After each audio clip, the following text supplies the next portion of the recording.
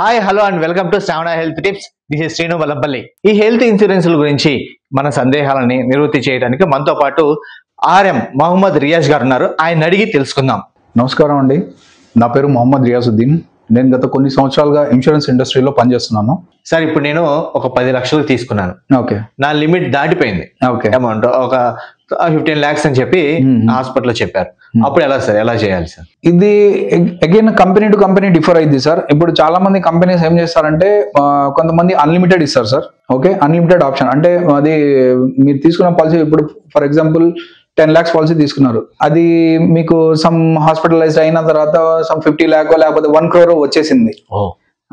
So చాలా companies ఏం చేస్తాయంటే మీరు తీసుకున్న సమ్ ఇన్సూర్డ్ ఏదైతే ఉందో మీరు ప్రీమియం ఎంత వరకు అయితే కడుతున్నారో అంతవరకు మేము పే చేస్తాం, మిగతాది ఏదైనా కానీ మీ పాకెట్ లో నుంచే మీరు పే చేసుకోవాలి అంటారు. బట్ వేరే నేను పర్టికులర్ గా ఇప్పట్లో నేను చూసిన మంచి పాలసీ ఏదంటే ICICI లో ఎలివేట్ అనేసి వచ్చింది sir policy.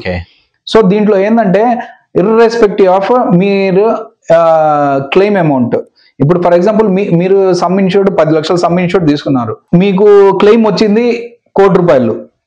Irrespective of your some insured, దీంట్లో మీరు ఆ 1 crore కూడా క్లెయిమ్ చేసుకోవచ్చు.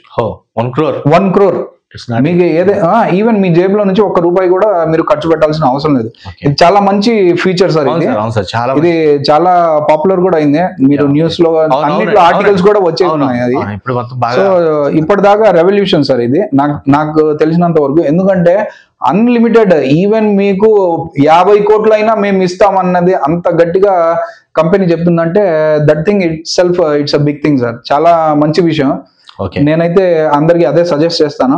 సో ఇలాంటివి ఏదైతే ఉంటాయో పాలసీస్, వాటి మీద మీరు మక్కువ చూపించి అలాంటి పాలసీస్ మీకు ఉపయోగపడతాయా అన్నది మీరు ఆలోచించి మీరు అలా తీసుకోవాలనేసి నేను మీ వ్యూవర్స్ అందరికి నేను మీ ఛానల్ ద్వారా కోరుకుంటున్నాను సార్. మేము ఇంతకుముందు అడిగినది, మ్యారేజ్ అయిన తర్వాత ఎప్పుడు హాస్పిటల్ తీసుకెళ్తాము, కార్డు చూపిస్తాము, వాళ్ళకి 3 months అంటే ఏమో ఒక 5 months నేను ఒక హాస్పిటల్ చూపించా. మా వైఫ్, నేను ఉంటున్న చోట మా వైఫ్ ని చూపించాను. తర్వాత మా అత్తగారింటికి తీసుకెళ్లిపోతాం. అప్పుడు ఇన్సూరెన్స్ ఎట్లా సార్? సార్, ఇప్పుడు మీరు అడిగిన ప్రశ్న ప్రకారం ఇప్పుడు హెల్త్ ఇన్సూరెన్స్ అన్నది మీరు పాలసీ తీసుకున్న తర్వాత కంపెనీస్ మీకు చెప్తాయి సార్, ఇవన్నీ లిస్టెడ్ హాస్పిటల్స్, నెట్వర్క్ హాస్పిటల్స్, ఇవన్నీ non network hospitals. Listed hospitals అంటే నెట్వర్క్ హాస్పిటల్స్ అయితే ఏంటంటే మీకు బెనిఫిట్, మీరు ఆ కంపెనీ మెన్షన్ చేసిన నెట్వర్క్ హాస్పిటల్స్ లిస్ట్ లో మీరు ట్రీట్మెంట్ చేయించుకుంటే అక్కడ మీకు తొందరగా అది క్యాష్లెస్ లో అయిపోయింది. లేదా కంపెనీ వాళ్ళు మీకు చెప్తారు మీరు క్లెయిమ్ చేసుకోండి అనేసి మీకు ఇచ్చేస్తారు. ఈ నెట్వర్క్ హాస్పిటల్ లిస్ట్ లో మీరు వెళ్ళేసి మీరు చూపించుకుంటే మీరు క్లెయిమ్ క్యాష్లెస్ లో చేసుకోవచ్చు.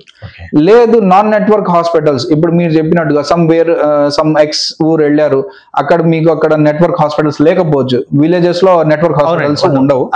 సో ఆ పాయింట్ ఆఫ్ వ్యూలో నేను చెప్తున్నాను. సో నెట్వర్క్ హాస్పిటల్స్ ఉండవు కాబట్టి అక్కడ అన్ని నాన్ నెట్వర్క్ హాస్పిటల్స్, ఏదో చిన్న హాస్పిటల్స్ ఉంటాయి, మీరు వెళ్ళి ఏదో ఎమర్జెన్సీలో ట్రీట్మెంట్ చేసుకుంటారు. సో అలాంటప్పుడు ఏంటంటే మీకు రీఎంబర్స్మెంట్ ఆప్షన్ ఉంది. సో ఏ కంపెనీ అయినా అదే సార్, సేమ్ మ్యాట్రిక్స్ ఫాలో అయింది. రీఎంబర్స్మెంట్ ద్వారా మీరు క్లెయిమ్ చేసుకోవచ్చు. కంపెనీ అవుతుందా సార్, లేకపోతే కొంత అవుతుందా? అదే సార్, అది కూడా again company to company differ అయింది.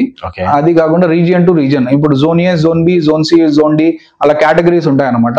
కంపెనీస్ వాళ్ళు డిఫరెన్షియేట్ చేసి పెట్టారు. సో ఆ జోన్స్ లో అయితే ఇలాగా, ఈ జోన్స్ లో అయితే పర్టికులర్ గా ఇలా ఉంటాయి అనేసి కంపెనీ టు కంపెనీ డిఫర్ అయింది సార్. అది కూడా ఓకే సార్. నేను ఇన్సూరెన్స్ పాలసీ తీసుకున్నాను, నేను క్లెయిమ్ చేసుకుంటున్నాను. నాకు ఆల్రెడీ ఒక ప్రాబ్లంతో నేను హాస్పిటల్లో జాయిన్ అయ్యాను. నాతో పాటు మా వైఫ్ కానీ పిల్లలకు కానీ ఎవరికైనా కానీ ఇంట్లో వాళ్ళకి ప్రాబ్లం వచ్చింది, అది క్లెయిమ్ ఇస్తారా సార్? మంచి ప్రశ్న అడిగారు సార్. 100% ఇస్తారు సార్. ఎందుకంటే మీరు ఫ్యామిలీ తీసుకున్నారు కాబట్టి మీ ఫ్యామిలీ మొత్తానికి కవర్ చేసే బాధ్యత కంపెనీది సార్. ఎందుకంటే మీరు అది సేమ్ టైంలో కానివ్వండి, లేకపోతే సేమ్ మంత్ లో కానివ్వండి, ఆర్ మల్టిపుల్ టైమ్స్ కానివ్వండి. ఈ మంత్ కాదు, ఇవాళ ఈ నెలలో మీకు అయింది, లేకపోతే వచ్చే నెలలో అయింది. సో అలాగా ఎలాగైనా కానివ్వండి, క్లెయిమ్ అన్నది వస్తే మీరు ఆబ్వియస్లీ మీరు క్లెయిమ్ చేసుకోవచ్చు, ప్రాబ్లం లేదు. చాలా కాలం నుంచి ఇన్సూరెన్స్ ప్రీమియం పే చేస్తూ ఉన్నాను. ఇప్పుడు నా ఫ్యామిలీలో నా పిల్లలు, మా ఆవిడ అందరూ ఉంటాం. ఇప్పుడు మా పిల్లలకి పెళ్లి అయింది, తను ప్రెగ్నెన్సీ అయింది అనుకున్నా. ఇప్పుడు నా ప్రీమియంతో నేను ఫస్ట్ నుంచి కడుతూనే ఉన్నా కాబట్టి తనను చూపించడానికి నా ప్రీమియంతో చూపించొచ్చా? మంచి ప్రశ్న అడిగారు సార్. బేసికల్లీ దీంట్లో ఎలా ఉండిద్దంటే అన్ని కంపెనీస్ లో కొన్ని క్లాస్ ఉంటాయి సార్. ఆ క్లాస్ లో ఏముంటుందంటే ఇప్పుడు నేను ఫర్ ఎగ్జాంపుల్ ఒక ఏదైనా హెల్త్ పాలసీ తీసుకున్నాను. నేను ఇందాక ఇచ్చిన ఎగ్జాంపుల్ ప్రకారం 2 adults 2 kids ఫ్యామిలీలో తీసుకున్నాను. సో తీసుకునేటప్పుడు ఏ ఏజ్ వరకు ఆ కంపెనీ కవర్ చేసిద్ది అన్నది మీకు దాంట్లో కూడా మెన్షన్ చేసి ఉంటుంది. సో కొన్ని కంపెనీస్ ఉన్నాయి ఇప్పుడు 30 years దాకా కూడా తీసుకుంటారు. అంటే ఏంది 30 years దాకా వాళ్ళని ఆ ఇన్సూరెన్స్ పాలసీలో యాడ్ చేసుకున్నట్టే మీరు. అంటే అప్పటికి తను పెళ్ళయి వెళ్ళిపోయినా గానీ ఒకవేళ మీరు ఎర్లీ మ్యారేజ్ చేసేసినా గానీ తనకి ఆ కవరేజ్ అంటూ తను అవైల్ చేసుకోవచ్చు. కొన్ని పాలసీస్ ఉంటాయి ఓన్లీ 20 years దాకే ఇస్తాం, లేకపోతే 18 years దాకే కన్సిడర్ చేస్తాం. సో అకార్డింగ్ టు కంపెనీ అది డిఫర్ అయింది సార్ మళ్ళీ. బట్ వేరాస్ ఉన్నాయి అంటే మీరు ఒకవేళ అంటే కంపెనీని బట్టి అది డిఫర్ అయింది. ఒకవేళ మీరు తీసుకున్నారు ఆ కంపెనీ 30 years దాకా అక్కడ మెన్షన్ చేసింది అంటే ఆబ్వియస్లీ మీ అమ్మాయి కవర్ అయిపోయింది దాంట్లో. సార్ ఒక పాలసీ హోల్డర్ ఒక పాలసీ తీసుకున్నాడు, వాళ్ళ ఫ్యామిలీకి 4 అని చెప్పి 2 adults మీరు చెప్పినట్టుగా 2 adults ఒక 2 adults 2 children తీసుకున్నారు. ఇప్పుడు పాలసీ కట్టే అతను అనుకోని స్థితిలో మరణించినాడు. ఇప్పుడు నెక్స్ట్ ఉండే లేడీ విత్ చిల్డ్రన్ ఉంటారు. ఇప్పుడు ఈ పాలసీ కంటిన్యూ అవుతుందా లేకపోతే అక్కడికి ఆగిపోతుందా? సార్ దీనికి నేను ఒక మాట చెప్పాలనుకుంటున్నాను.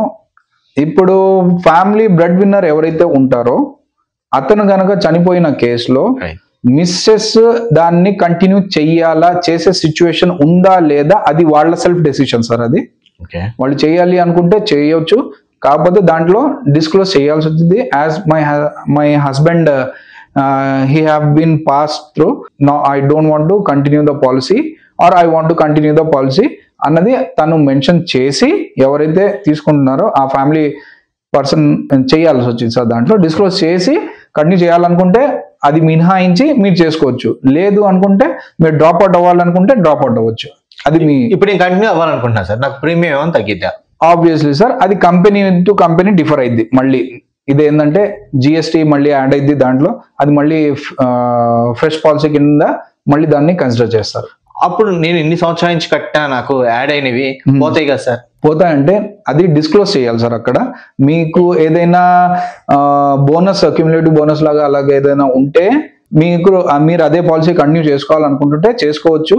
ఆ బోనస్ మీకు అలాగే కంటిన్యూ అయింది. నేను చెప్పాను కదా డిస్క్లోజ్ చేయాలి.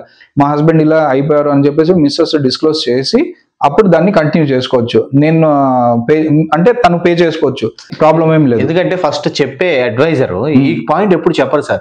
ఎప్పుడు ఎవరైనా కానీ చనిపోతామని గురించి ఆలోచించాం, అందుకని చెప్పి ఈ క్వశ్చన్ అడగాను. ఇది జరిగిన తర్వాతే ఈ క్వశ్చన్ వస్తుంది, అందుకని అడిగాను సార్ మిమ్మల్ని. సో జనరల్ గా ఏంటంటే సార్ హెల్త్ ఇన్సూరెన్స్ పాలసీస్ లో పాలసీ అడ్వైజర్ గానీ పనిచేసేటప్పుడు అక్కడ నామినీ డీటెయిల్స్ కలెక్ట్ చేస్తారు సార్. అవునండి. సో అక్కడ కూడా మీరు అడిగి తెలుసుకోవాలనే బాధ్యత కస్టమర్దే సార్ నేను చెప్పాలనుకున్నది. ఎందుకంటే మీరు తెలియకుండా తీసుకుంటే ఇలాంటి ప్రాబ్లమ్స్ రైజ్ అయినప్పుడు ఇలాంటి సిచ్యువేషన్స్ ఏవైనా కానివ్వండి ఆ టైంలో ఏంటంటే తెలీదు. సో అందువల్ల ఏంటంటే మీరు ముందే తెలుసుకొని తీసుకుంటే మీకు ఆ పాయింట్ అనేది ఇప్పుడు నేను చెప్పిన ప్రకారంగా మీకు బెనిఫిట్ అయింది. అంటే మీరు కంటిన్యూ చేసుకుంటే అతన్ని మినహాయించి మీరు కంటిన్యూ చేసుకోవచ్చు. సో అది కంపెనీ ఏం చేసిద్ది అంటే మీకు అలాగే కంటిన్యూ చేసేసింది. సో మీరు కూడా అదే ప్రీమియం మీరు పే చేసుకోవచ్చు, రీయింబర్స్మెంట్ చేసుకోవచ్చు అన్నారు. ఇప్పుడు నేను పేషెంట్ ని తీసుకుని వెళ్ళాను, ఎలాంటి కాగితాలు నేను ఉంచుకోవాలి, ఎలాంటి సబ్మిట్ చేయాలి, ఎలాంటి కాగితాలు నేను సబ్మిట్ చేయాలి రీయింబర్స్మెంట్ కోసం?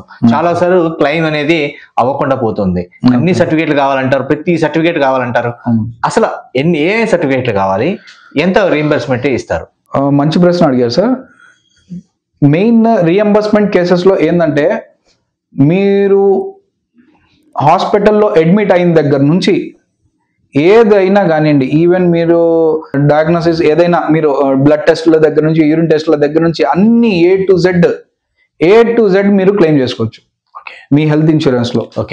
ఏంటంటే దీంట్లో కన్స్యూమబుల్స్ అని కూడా ఉంటాయి సార్. కొన్ని కన్స్యూమబుల్స్ చాలా మంది ఇది ఆలోచించరు, ఆ పాలసీ వరకు ఇచ్చేస్తారు బట్ కన్స్యూమబుల్స్ సపరేట్ బిల్ వేసి సార్ మీ పాలసీలో ఓన్లీ అవి వరకే కన్స్యూమబుల్స్ లేవు సార్, కన్స్యూమబుల్స్ రావు, వీటికి మీరు సపరేట్ పే చేసుకోవాలని చెప్పి 50,000 వేస్తారు సార్. 15 రోజులు 20 రోజులు హాస్పిటల్లో ఉండి ట్రీట్మెంట్ చేయించుకున్నందుకు అప్పటిదాకా జరిగిన ట్రీట్మెంట్ మొత్తం అది క్యాష్లెస్ లో అయిపోయి ఇది కన్స్యూమబుల్స్ కస్టమర్స్ మీద భారం వేస్తారు సార్ హాస్పిటల్ వాళ్ళు.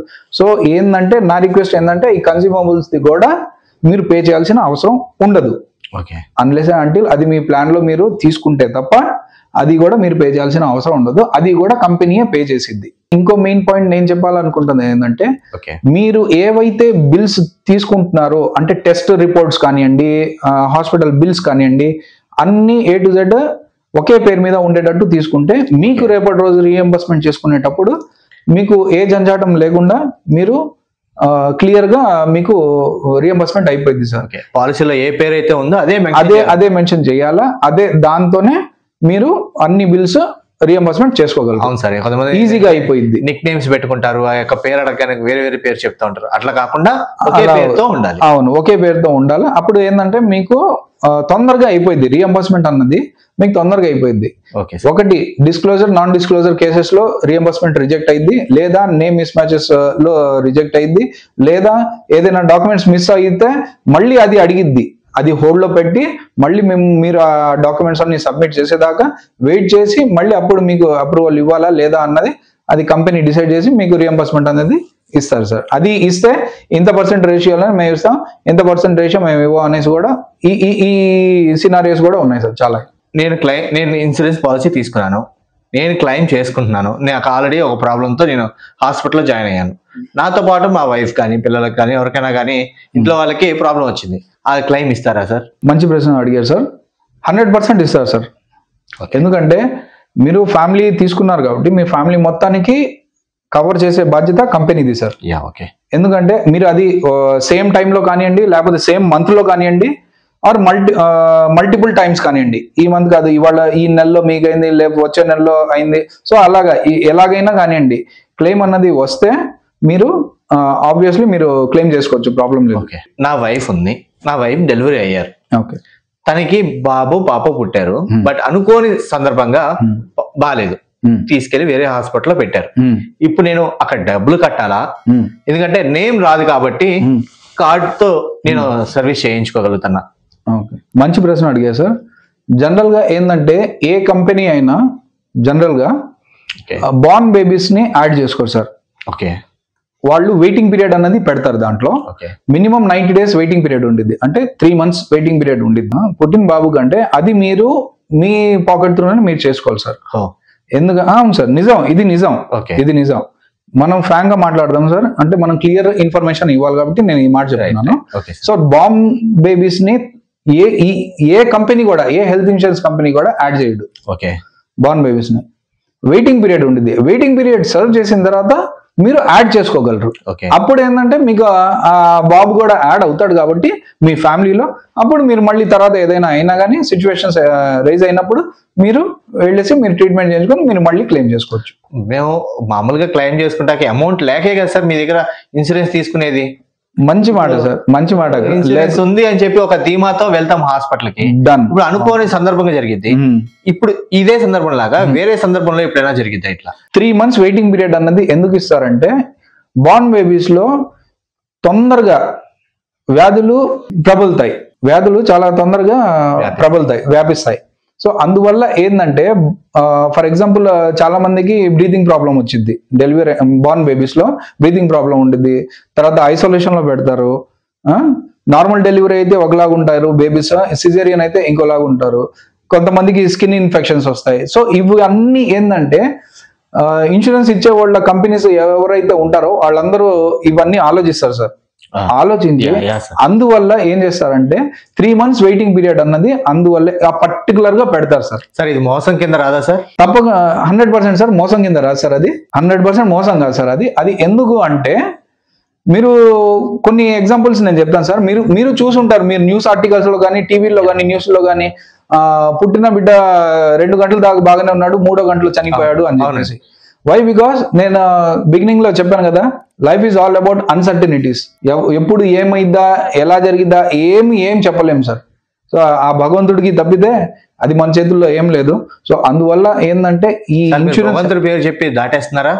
అలా అని లేదండి, ఎందుకంటే మమ్మల్ని సృష్టించినోడు భగవంతుడు కాబట్టి నేను అతని మీదే వదిలేస్తాను. ఎలా సార్? ఇప్పుడు మా డబ్బులు కట్టి మేము 30,000 ఇప్పుడు ఇన్సూరెన్స్ తీసుకున్నాను, 30,000 పెట్టి ఇన్సూరెన్స్ తీసుకున్నాము, ఇప్పుడు భగవంతుడు చేస్తాడని చెప్పి ఎట్లా వదిలేస్తాం సార్? భగవంతుడు చేస్తాడు అంటే ఇక్కడ నేను చెప్పాను కదా, ఇందాక క్లాస్ చెప్పాను సార్ నేను మీకు కొన్ని. ఎలాగా హెల్త్ ఇన్సూరెన్స్ కంపెనీస్ డిజైన్ చేయబడ్డాయి, ఇలా డిజైన్ చేయబడ్డాయి. వాళ్ళు ఏం చేస్తారంటే ఇవి సినారియోస్ ని వాళ్ళు మైండ్ లో పెట్టుకొని ఒక ప్లాన్ డిజైన్ చేస్తున్నారు అంటే దానికి చాలా ఆర్కిటెక్చర్ వర్క్ చాలా ఉండిద్ది సార్. దానికి ఇప్పుడు ఇంజనీర్ ఫ్లైఓవర్ కడుతున్నారంటే ఊరికనే అలా కట్టాడు కదా సార్, దానికి ప్లానింగ్ ఉండిద్ది, ప్రొజెక్షన్ ఉండిద్ది, కన్స్ట్రక్షన్ ఉండిద్ది, లేబర్ వర్క్ ఉండిద్ది, చాలా ఉంటాయి. సేమ్ వైజ్ దీంట్లో కూడా మీరు ప్లాన్ తీసుకునేటప్పుడు ఈ హెల్త్ ఇన్సూరెన్స్ కంపెనీస్ ఏం చేస్తాయంటే ఇవి యాడ్ చేసేది ఎప్పటి నుంచి యాడ్ చేయగలం, ఇది ఎప్పటి నుంచి యాడ్ చేయలేము, ఇది ఎందుకు మినహాయించాలి, ఇది ఎందుకు మినహాయించకూడదు అన్నది ఇవి మొత్తం వాళ్ళు క్యాలిక్యులేట్ చేసుకుని డిజైన్ చేసుకుని వాళ్ళు మీకు పాలసీ ఇస్తారు సార్. నేను అందుకనే చెప్పింది కస్టమర్ ఎంత ఇన్ఫర్మేషన్ లాగాలి అనుకుంటే అతను లాగి తీసుకోవచ్చు, అప్పుడే అతనికి ఆల్ పాజిటివ్స్ నెగిటివ్స్ అన్నవి తెలుస్తాయి, అప్పుడు అతను ముందు అడుగు వేస్తాడు. ఇప్పుడు మీరు చెప్పినట్టుగా ఈ పాయింట్ రేపటి రోజు మీకు ఈ ఇష్యూ రాకుండా ఉండడానికి మీకు ఉపయోగపడింది. Right sir. అదే సార్ నేను మీకు చెప్పాలనుకునే మీ వ్యూవర్స్ కి. ఇప్పుడు చాలా మంది ఇన్సూరెన్స్ అనేది తీసుకోవట్లేదు, ఇప్పుడు కొంచెం మోటివేట్ అయ్యి తీసుకోవడానికి ప్రయత్నం చేస్తున్నారు. ఒక డయాబెటిక్ పేషెంట్ ఇన్సూరెన్స్ తీసుకోవాలంటే ఎట్లా తీసుకోవాలి సార్? చాలా మంచి ప్రశ్న అడిగారు సార్. ఇప్పుడు డయాబెటిక్ పేషెంట్స్ కి నేనైతే ఒకటే చెప్తాను సార్, మీరు మీ ఏజ్ ని మీరు మైండ్ లో పెట్టుకొని మీరు డయాబెటిక్ కండిషన్ మీ సిచ్యువేషన్ ఏ స్టేజ్ లో ఉన్నారు అంటే మీ డయాబెటిక్ కండిషన్ మెడిసిన్ లో జరుగుతుందా, ఇన్సులిన్ మీద జరుగుతుందా, మీరు అది డిస్క్లోజ్ చేసి తీసుకోవాలి. ఎందుకంటే ఇన్సులిన్ అన్నది వెరీ హై స్టేజ్. సో ఆ సిచ్యువేషన్ ఆ డయాబెటిక్ పేషెంట్స్ కి నాకు తెలిసినంత వరకు జనరల్ గా ఏ హెల్త్ పాలసీస్ ఇవ్వరు, ఎందుకంటే రిస్క్ కేటగిరీ, రిస్క్ ఫ్యాక్టర్ లో పరిగణనలోకి తీసుకొని అతనికి పాలసీ అన్నది ఇవ్వరు. వేరే మీరు మెడిసిన్ మీద కనుక డయాబెటిక్ పేషెంట్ ఉంటే మీ ట్రీట్మెంట్ మెడిసిన్స్ మీద ద్వారా జరుగుతుంటే ఎస్ కొద్దిగా ఏంటంటే రిస్క్ ఫ్యాక్టర్ తగ్గిద్ది దాంట్లో. ఆ సిచ్యువేషన్స్ లో ఏంటంటే పాలసీస్ ఇస్తారు, ఇవ్వకుండా అయితే ఉండరు. బట్ దాంట్లో కూడా ఏంటంటే క్లాస్ ఉంటాయి. మీ HP1 కౌంట్ ఎంత ఉందా అన్నది అది ఏ కంపెనీ అయినా అడిగిద్ది, లేటెస్ట్ రిపోర్ట్స్ అడిగిద్ది. ఫర్ ఎగ్జాంపుల్ 3 months మీ లాస్ట్ 3 months రిపోర్ట్ ఎప్పుడు చేయించేస్తారు మీరు, మీ కౌంట్ ఎంత ఉంది అన్నది అది అడిగి తెలుసుకొని ఒకవేళ వాళ్ళకి ఏదైనా డౌట్ వచ్చి insurance companies under writing team వాళ్ళు ఉంటారు, మీరు పాలసీ తీసుకునేటప్పుడే వాళ్ళు ఏం చేస్తారంటే మిమ్మల్ని అడుగుతారు ఎప్పుడు తీసుకున్నారు సార్, కస్టమర్ ఒకవేళ నేను 6 నెలల ముందు తీసుకున్నాను, లేకపోతే 5 నెలల ముందు తీసుకున్నాను, లేకపోతే 2 నెలల ముందు తీసుకున్నాను, లేటెస్ట్ రిపోర్ట్స్ ఉన్నాయా, ఉన్నాయి, ఉంటే సబ్మిట్ చేయమనేసి అడుగుతారు. లేదా అంటే వీళ్ళకి ఏదైనా డౌట్ వస్తే అండర్ రైటింగ్ టీం వాళ్ళు పర్టికులర్ పర్సన్ కి ఒక టెస్ట్ అరేంజ్ చేస్తారు. ఆ టెస్ట్ ఏంటంటే కంపెనీ వాళ్ళే ప్రొవైడ్ చేస్తారు కాబట్టి అతను వచ్చేసి బ్లడ్ శాంపుల్స్, యూరిన్ శాంపుల్స్ అన్ని తీసుకుంటాడు. తీసుకొని ఆ లేటెస్ట్ రిపోర్ట్స్ ఏవైతే ఉంటాయో అది కంపెనీ హెల్త్ ఇన్సూరెన్స్ కంపెనీ అయితే మీరు తీసుకోవాలనుకుంటున్నారో ఆ హెల్త్ ఇన్సూరెన్స్ కంపెనీ వాళ్ళు ఆ రిపోర్ట్ ని తీసుకొని దాని బేసిస్ మీద మీకు మళ్ళీ పాలసీ ఇవ్వాలా లేదా అన్నది డిసైడ్ చేసుకొని, ఒకవేళ ఇవ్వాలి అయితే మీ HP1 కౌంట్ ఎంత ఉంది, ఇతను రిస్క్ ఫ్యాక్టర్ లో ఏ స్టేజ్ లో ఉన్నాడు, స్టేజ్ 1 లో ఉన్నాడా, స్టేజ్ 2 లో ఉన్నాడా, స్టేజ్ 3 లో ఉన్నాడా అన్నది క్యాలిక్యులేట్ చేసుకొని ఒకవేళ ఇవ్వచ్చు అంటే మీకు నార్మల్ మీకు మీ అడ్వైజర్ ఏదైతే ప్రైస్ అమౌంట్ మీకు ప్రీమియం అమౌంట్ చెప్పాడో ఆ ప్రీమియం అమౌంట్ లోనే ఇచ్చేసింది. లేదు అంటే మీ HP1 కౌంట్ ఎక్కువ ఉంది, నార్మల్ కంటే కొద్దిగా స్లైట్ వేరియేషన్ ఉంది అంటే మీకు మళ్ళీ లోడింగ్ ఛార్జెస్ కింద వేస్తారు. Loading charges is nothing but extra amount. Me premium మీకు ఇంతకు ముందు ఎంతైతే చెప్పాడో మీ అడ్వైజర్ అది కాకుండా దాని మీద ఇంకా కొద్దిగా ఎక్స్ట్రా పే చేయాల్సి వచ్చింది. ఇన్సూరెన్స్ తీసుకోవాలనుకున్న మనిషికి షుగర్ ఉంది, అతను పేరు మీద కాకుండా వాళ్ళ ఇంట్లో వేరే వాళ్ళ పేరు మీద పెట్టి ఇతను కూడా అందులో ఇంక్లూడ్ అవ్వచ్చా? తప్పకుండా అండి. ఎలాగంటే ఇప్పుడు ఫర్ ఎగ్జాంపుల్ నేను father, I'm a diabetic patient, okay, but whereas నా కొడుకు ఎవరైతే ఉంటారో అతను నా పేరు మీద తీసుకోవచ్చు policy. Company to company differ అయితే అడల్ట్స్ 2 adults అన్నాను కదా, అప్పుడు తను యాడ్ అవ్వచ్చు, నా పేరు మీద కూడా తీసుకోవచ్చు. ఓకేనా, తను పేయి అవుతాడు, అవును, ఓకేనా, అతను తీసుకొని అతను పే చేస్తాడు. ఎస్ ఆబ్వియస్లీ 100% తీసుకోవచ్చు, నో కంపల్షన్స్. అప్పుడు పూర్తిగా ఇస్తారు సార్, రియంబర్స్మెంట్ ఇస్తారా అమౌంట్? 100% సార్. ఎంత ఉంటుంది సార్? 100% నేను చెప్తున్నాను కదా. దాంట్లో కూడా ఎలాగంటే కంపెనీ టు కంపెనీ డిఫర్ అవుతుంది సార్. కొంతమంది ఏం చేస్తారంటే 90 days పెడతారు, కొంతమంది ఏం చేస్తారంటే మీరు రైడర్ తీసుకుంటే మీకు ఇంకా తక్కువ టైంలో మేము ప్రొవైడ్ చేస్తాం అనేసి అంటారు. So according to his case and study దాన్ని బట్టి ఇస్తారు, no doubt. Thank you sir. Thank you very much sir. Please like, share and subscribe Shravana health tips. మీకు ఏమన్నా డౌట్స్ ఉంటే కామెంట్ రూపంలో తెలియజేయండి. Please like, share and subscribe Shravana health tips. This is Srinu Mallapalli signing of.